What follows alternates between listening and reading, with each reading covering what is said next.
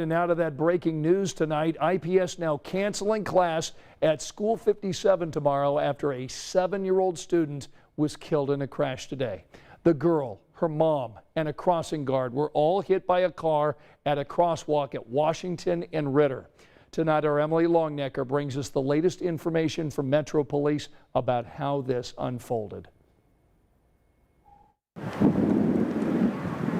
It was the kind of scene that caused several people to call 911 as they tried to do anything they could to help. There were multiple people who actually tried to render aid to that child and those 2 adults. Police say all 3 were hit outside IPS School 57 as school was getting out. The child, a 7-year-old little girl who was a student at the school, later died. Her mother and the crossing guard helping them and other students cross the street at the time are both still in critical condition. Crossing guard was just like anybody else doing their job. Police say it's too soon to tell what caused these 2 vehicles to collide or who was at fault.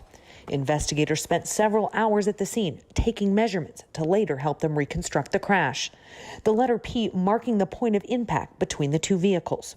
According to early information, police say one vehicle was going west on Washington, the other north on Ritter, right before they hit.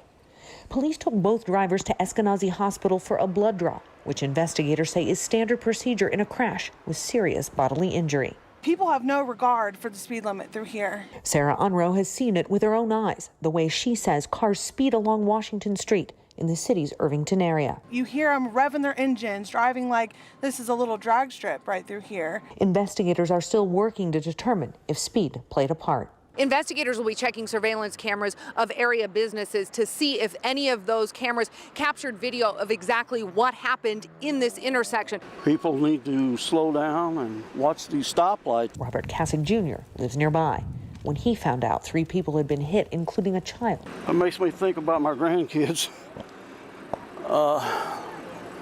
Yeah, that's an awful thing.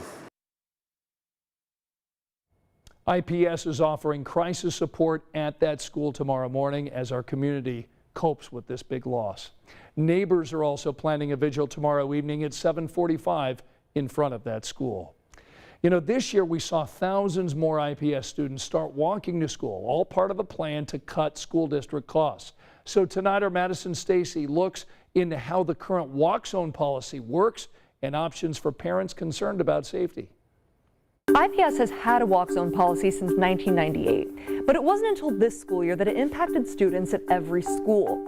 An additional 2,000 kids started walking to school this year to save costs on school bus transportation. Now this impacts K through 6 students who live 1 mile or less from school, 7 through 8 students who live 1.25 miles or closer, and 9 through 12 students who live 1.5 miles or less from school. The district added more crossing guards this year to certain areas to increase safety. And if parents have safety concerns about their kids walking to school, you can contact school leaders and IPS transportation teams at ipstransportation@myips.org. You can also put in a walk zone exemption request, and we'll link you that at WTHR.com.